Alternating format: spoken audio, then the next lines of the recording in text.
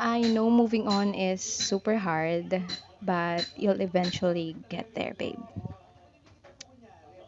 It will take time. It will take time. I'm telling you.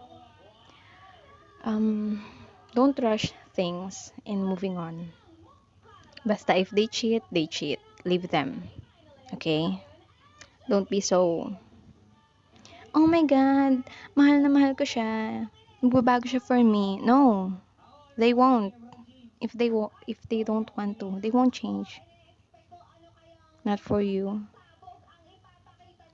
not for anyone,